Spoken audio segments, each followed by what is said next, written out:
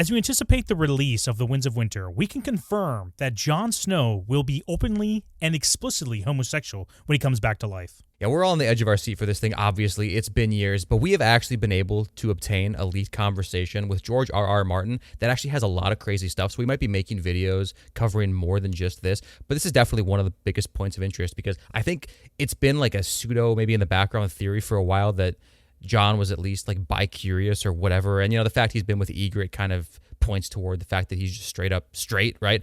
But, dude, it's not so. He's actually just going to be gay in Winds of Winter. Right, we get some like inclinations and kind of references within Storm of Swords and then within Dance of Dragons, where Jon is really just commenting about Satin, who is a new member of the Night's Watch, who was a prostitute, a sex worker down in the Citadel. Hey, it's a dude though. I'm cool with calling a dude a sex worker. I mean, he probably did some work, right? Yeah, well, I mean, maybe not that much work because you think he's starfishing? You think he's starfishing? Maybe because Jon Snow mentions how soft his hands were and how they're getting rough. Which I don't know any person I've met who have ever commented or noticed the softness or roughness of their hands. How would you even like know that from like day to day? Like how is he keeping this on track? Oh, here we go. I have noticed for sure, man. I shook hands with a doctor one time, like an orthopedic surgeon, right? Yes, okay. And I was like, dude, this guy's hands are like untouched by any materials known to man. You know what I mean? He has never been. Okay, you have like one data point, but you've not noticed multiple data points with people in your life, right? Where it's like, have you noticed your dad's hands getting softer or rougher? Okay, like a change over time? Yeah, no, you're right. I've not noticed a change over time. That's true. Yeah, exactly. So how is Jon even detecting this without just like a hyper fixation either on his hands or is actually, coming in contact with his hands? He's like, hey, let's do that fun thing we do with our hands, Satin, over here. Come over here. Let's do that fun game I taught you how to play. And it is fun. Okay, that is 100% true. And to say the hand thing, we're kind of like edging you guys into it here a little bit because of the way he kind of behaves around Satin and clearly thinks about Satin. The hand thing is not very egregious, but it definitely piles on. Like there are numerous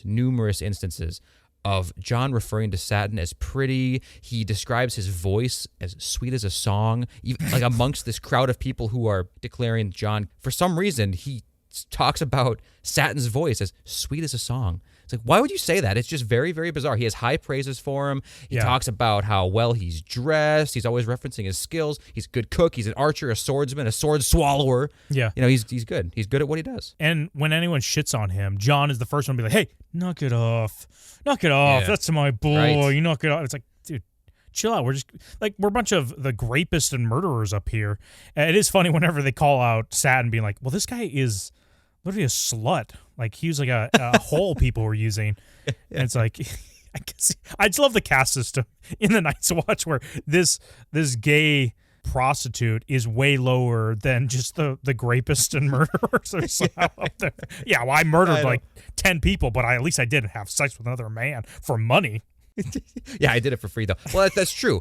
He's clearly low on the totem pole, and Jon goes way out of his way to defend him all the time. I don't know why else you would do it other than... Because it's not like he's like Sam, okay? You could make an argument for Sam that the reason why Jon feels the need to defend him is the same reason why like Tyrion and Jon have this camaraderie because like they're bastards and they're dwarves. Like they have this lower perception in society, and I don't think that Sam just being fat would be considered that. Like he is like the son of a prominent lord. Yes. A high lord, dude. He definitely is set up for success, whether or not the treatment was that great, which we're going to make a video, by the way, eventually.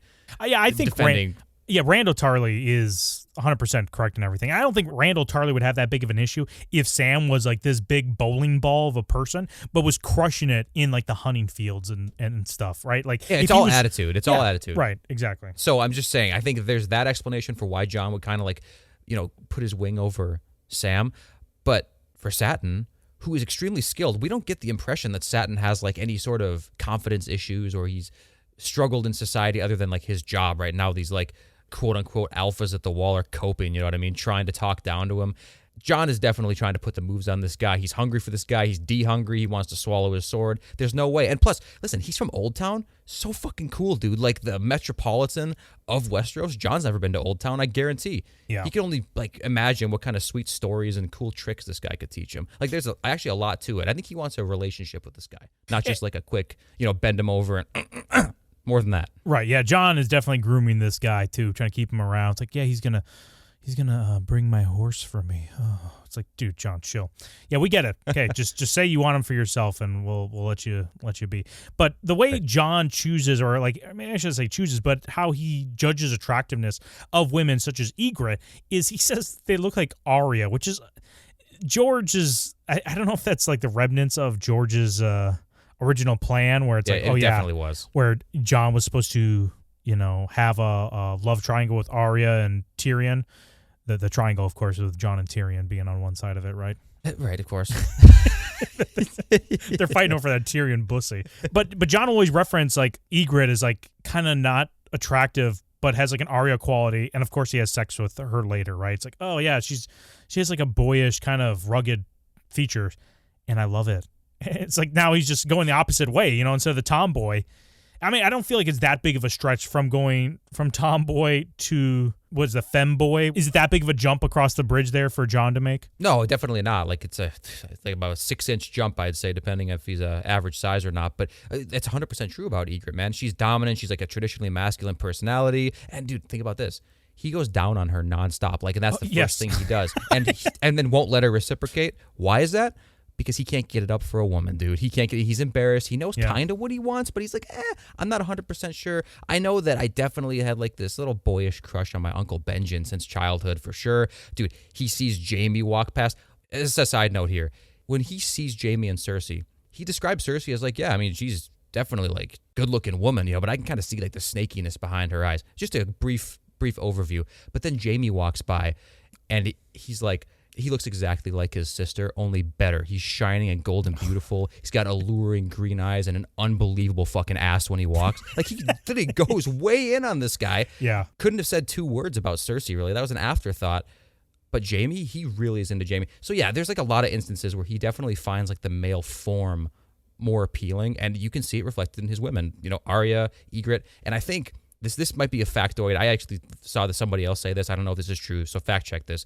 But apparently he only uses the word pretty to describe 3 people in all of A Song of Ice and Fire series. Ygritte, Val, who is another wildling woman, who they say is beautiful, but she's a wildling, so who the fuck knows? Like, I don't trust that. She's probably got broader shoulders than Jon too. And Satin, and he says it about Satin like 4 times more than either of the other 2.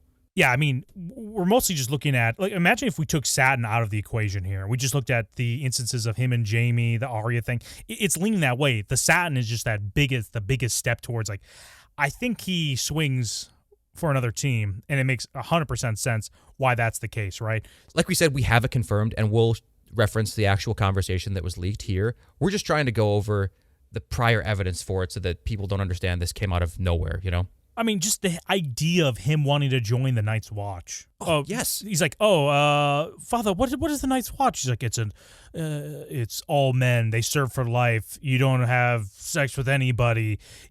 Which I'm sure Ned would say that to him at a young age. So you can't well, maybe you'd say you can't father any children and stuff like that.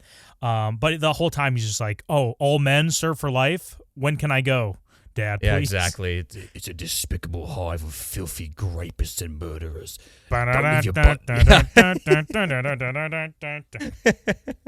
Dude, he can't wait. I was going to do the YMCA theme, too. Let us know your favorite homoerotic song down the comments, please. But honest to God, dude, it's like the Ram Ranch of winter up there, if they really wanted it to. Like, we only get the serious moments. What do you think's happening behind the scenes? I know. 100%. Why would you want to join? See, that's the other part. We actually, on this channel, have this like narrative that we think exists where everybody kind of hates Jon Snow, right? They didn't tell him the realities of the wall until he gets up there. But the only time we ever hear that out of his mouth is when he's saying it's Tyrion.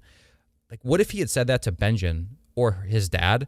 And then the response would be like, what the fuck are you talking about? We literally tell you what it's going to be all the time. I don't even know why you'd say this, like just to save face in front of Tyrion. I was like, what if he was told the entire time and now he's just pretending like it's not the best thing ever? Like, we don't see what happens after the scene and he snickers to himself. he's D-hungry. Yeah, maybe he just wants a Tyrion. I mean, this is from book 1, so this might have like the little artifacts of George's original plan where Jon wants to get after Tyrion, So that makes sense. Right. He's like, oh, just pour me. If only someone could warm me from the inside. It's like, yo, chill, Jon, chill. Holy shit. But, another indicator, as we look at this, we're like, okay, well, now assuming, Jon as at least bisexual, if not gay, right? Is there any other indicators out there that would point us in that direction? And I think Catelyn's hatred for him is a good indicator as well. That being either she has like a really good gaydar, or maybe she saw him do something like messing with Hodor. She's like, oh, the Seven hates this stuff. But whenever she brought it up to Ned, she's like, oh, the old gods are totally about this kind of stuff. So don't worry about it. It's like, damn it, Ned. Right. I think that's the case. I think the old gods are definitely more lax about that whole kind of thing. And I'm not saying that it's necessarily degenerate or debaucherous or whatever, but in the eyes of the Seven, it's kind of like a more pragmatic thing, right? It's like, all right, man and a woman get together. They are together for the purpose of like reproducing and prolonging the human race, get more followers to the Seven. A gay couple can't really do that, at least not naturally. So the Seven's just, we don't need a whole lot of them. And some of the followers of the Seven, they take it to the extreme. And Kat is definitely one of them. She is homophobic as shit. And that is something that George doesn't necessarily say outright, but I think it's heavily implied in the conversation. We'll put some of these screenshots up so you can see what we're talking about, but... Yeah. Well, before we get into the screenshots here of George's conversation, yeah, Catelyn not supporting Renly is probably that too. It's like, no, your brother. It has to be Stannis. There's something about this. I don't know. I don't know what it is. I don't like it. There's something about you I don't like at all. And, Loras, there's something about you too that I don't like. I don't know exactly what's going on, but it's something I really hate about you two, unreasonably and unconditionally. But there's one more thing I'll say that is previous evidence, I think, and this might be a little on the nose, to be honest with you, to even bring up because it's so like symbolic, but Jon and Sam, what's like the object that they kind of share together? It's the horn. It's probably the Horn of Winter, and if not, it's just some relic horn that serves as like this phallic symbol of even though Sam's going to Old Town, Jon's dick is still there with him. Like it's always going to be there with him. And this is actually something that is confirmed. I wanted to lead into the conversation with this because it is confirmed by George R.R. Martin that Jon's penis is horn-shaped. So that's why he gives this to him, because it bears an actual physical resemblance. And then we went back and forth about how it kind of looks like a cornucopia from the Fruit of the Looms logo, and then it goes into the whole, well, was there ever a cornucopia thing on the Fruit of the Looms logo? It's that whole Mandela effect bullshit. George is way into it. I don't know what his deal is. Let us know in the comments if you think there was ever a cornucopia on the Fruit of the Looms logo. I honestly, dude, I look at both. They both look right to me. So I'm at a loss. But Jon's dick is shaped like that. Well, something else we didn't talk about earlier that I just want to quickly mention was, whenever someone's brought back from the dead, they are kind of a distilled version of themselves. Like Lady Stoneheart comes back as just this revenge-seeking Karen that can't speak, who demands to see your manager but can never get the words out, right? It's like, oh, is he your man? Yeah, it's like, oh, dude. I think Jon is going to come back that same way. But that's the reason why when he comes back, he's no longer just a bisexual, confused, doesn't know what's going on guy to just like a explicitly, I'm going to have sex only with men. I only crave the bums of boys, Yeah, boy bums. I think that's the canonical lore reason why. So I don't think it's he has some awakening. It's like literally just he's brought back with that only in his brain. Well, that could make sense because we know he's going to be gay for sure, but we don't know, like you're saying, is exactly how. But that's actually a really good idea because we know that when you're brought back with like the most, not unappealing, but like the most aggressive, like prominent, instinctual aspects of you at the point of death, that like becomes their whole personality, right? And like their whole persona, their whole driving force. So yeah, Jon, I mean, if he's like a repressed homosexual this whole time, he comes back. It makes complete sense, man. It makes complete sense. There's a lot of tension up there at the wall. So, you talked about Jon's horn earlier, and I wanted to bring up a message that George R. R. Martin actually sent to you, Gator. And it was this kind of cryptic, I don't know if this is going to be a prophecy brought into the Winds of Winter, but he says the Horn of Winter will split the southern cloth. And, you were kind of confused by this at first. And then he kind of just explicitly states, Jon's going to destroy Satin's bussy like Robert dreamed to do. I guess, George has confirmed it here that not only is he going to be, but it's part of some, I don't know if that's a lore thing or if that's going to be a Blood Raven, thing here. But at some point, this is going to happen, I guess. And I don't know if Jon's going to be a POV character, so if we're going to actually see this or not. Which, if we do, it's going to be heavily nipple-focused. Definitely nipple focused, and that could be a thing too. Jon comes back from the dead, and his nipples like super enhanced. Like everything else kind of looks more gaunt and sucked in, but it's because all of his like power went to his nipples. I wouldn't put it past George. He's kind of a weird guy when it comes to nipples. I'm not gonna lie. I don't like to bring it up to him personally, but it's true. Yeah, the horn stuff is really major. Like again, it's like a symbolic object for him. It's something that's probably actually going to be used like horn wise, right? Like it's actually, right? Yeah. Sam's going to blow the horn and it's going to, like, I don't know if Jon's going to hear it from the wall, but if it takes down the wall, that's got some serious repercussions. The White Walkers are coming through. But then also you have the metaphorical version of it where Sam obviously defiles Jon, right? There's actually a lot of layers to it. The only obstacle is Gilly. Like, how do you think Gilly's dealt with before this happens? I can't imagine that Sam just, like, puts her aside for Jon. Unless maybe he does, but I don't know. Maybe something I should have brought up earlier was the whole interaction Jon has with Craster.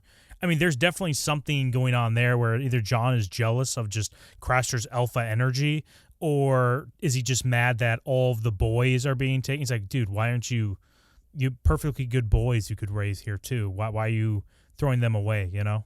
There's something there where I think George is trying to clue us in that, you know, Jon is either jealous because Jon can't be a wife up there or something, you know, that... Well, it could be both. Also, he's probably upset that, like, all this, like, prime, like, future jailbait is being, like, tossed to the side, thrown out the door. Right? Like, imagine what he could do with that. Give it 10 years, 15 years. You know how they are in Westeros, man. It's like Iraq. Like, you know, as young as they come, they don't care. Yeah. Jon, there's a lot of material potentially to work with, especially as Craster's offspring. Like, holy shit. Like, Jon needs to get in on that. You know, speaking of this too, speaking of the George text, I should say, I hate to bring up, like, the most obvious one right now, but maybe I can't think of a better time to say it. George did make the comment to us, and, you know, you guys let us know if you take this literally or not. He said that every Jon in A Song of Ice and Fire is gay. Yeah, so, like, John Connington, right, who I think has been highly alluded to being gay with Rhaegar, or at least having a one-sided relationship with Rhaegar. And then the only other Jon we really see is Jon Arryn. So does that mean Robin's not his? Because I know there's rumors too right now, or there has been rumors that Sweet Robin is actually Peter Baelish's son with Lysa. That Jon Arryn is a homosexual as well, which I don't know. Is it weird vibes? You have a homosexual bachelor. You send your two sons to go up there to get fostered with. I don't know. It was kind of strange if he knew, but maybe that was kind of kept under wraps. You know what I mean? And it honestly, dude, it makes a whole lot of sense why Robert is like so D hungry and P hungry and B hungry. That's bussy, right? For Ned, after all that time, it's like he spends all this time with Jon Arryn, kind of getting indoctrinated into that lifestyle, dude. It makes sense to me. Not to mention, Lysa is historically very disgruntled with her relationship with Jon Arryn. It's probably because she's not getting any from him. You know what I mean? Right. Maybe even if he wants to and do his husbandly duties, it's just not going to happen. Also, this adds a whole nother layer to why he may have been killed, Jon Arryn, in King's Landing, man. Like, if he, again, they're worshippers of the Seven down there. Oh, yeah. If you have some more, like, you know, like High Sparrow types, like Faith Militant, who, like, really are against, like, homosexuality and stuff like that, I hate to say it, but that might be the reason. He may never have been on to the whole incest thing between Jaime and Cersei at all. Or maybe he found out and he didn't care. He went to Cersei and said, hey, this is no big deal. I'm not going to tell anybody. Yeah, or he caught some venereal disease, right? Because he's been in all these brothels with all these men, which seem to be little petri dishes of the worst diseases somehow pop out of there. But the whole Aaron's being sex pest kind of is not out of the realm of possibilities and not outside the lore of George R. R. Martin, because we see, or we get in the book, we don't get in the TV show House of the Dragon, but Jane Eyre in the book, requested that Jace, who's an underage kid, like how old was Jace at this point? Like 14, not even 16 years old. Right. Was like, I'll join your side if you can eat me out to like climax. It's like, dude, chill out, Jane. Like, holy shit. Yeah, I mean that's in the books, guys. So I'm just saying, like, maybe don't send your kids up to the Vale, right? Like that's I think you got a better chance of your kid coming back fine, sending them to the Neverland Ranch with Michael Jackson, then sending them up to the Vale. Yeah, no Vale, like, dude, deviants found here. You know what I'm saying? Like, they're kind of self-identifying. So yeah, George did say that all Jons are gay, or every Jon in the Song of Ice and Fire that he writes is going to be gay. But there is also the chance, too, that he was just kind of being crude or whatever and playful, and he just means, like, they're all gay, like they suck or whatever, you know, like the ultimate meaning of gay. So let us know in the comments which one you think that is. It's kind of hard to say, but given the fact that he did confirm to us that Jon Snow is going to be, like, homosexual gay, and we already know that Jon Connington is, like, almost certainly gay, I guess it does probably mean that that's the definition he's going for, but... Well, it's funny, too, when we ever press him on this, whether it's, your text or mine, we're like, what do you mean by this? Do you mean, you know, like you said, gay in the homosexual way? He just replies back in these weird gifs that's either not yes or no, and usually it's of a Down syndrome kid, which I'm like, come on, George. I know. See, actually, he comes off kind of like sensitive or whatever sometimes, like politically correct. But in reality, dude, he is not. And he'll go to town on you, especially with you. He doesn't do it so much to me. I don't know what. I don't know what, dude. What he'll I do lay to into like your wife and family too. He's never even met him or seen him, but he will just lay into him. And I'm like, what are you doing, dude? Like, not appropriate for the conversation. It's like, I know you're pissed, but just calm down. It's a conversation. Yeah, and he also leave like a minute-long voice message that has literally nothing except for like the last like 2 seconds is him just like doing a giggle. Which I'm like, what the hell are you doing, dude? Like, it's that same little giggle that he always does in the interviews too. It's so fucking annoying. And then also, dude, it's not even just the like one-off voice messages. You know how it is too. After you talk to him for a while, I don't know if he's driving or what, but eventually it just devolves into actual like full conversation. He's only going to send you a voice message now, which is so irritating because you know how fast you can read if you're like trying to skim the get the idea of a message. But no, he'll do a fucking like full minute-long recording reply.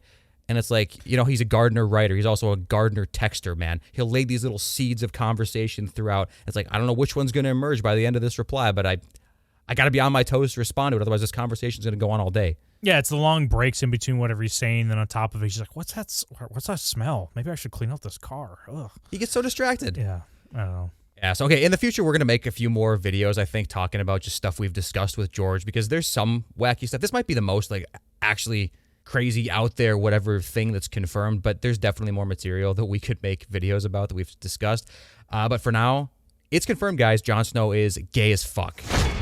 Hey, thanks for watching this video. Be sure to subscribe if you want to see more content like this, and smash that like button. Or not, we don't care.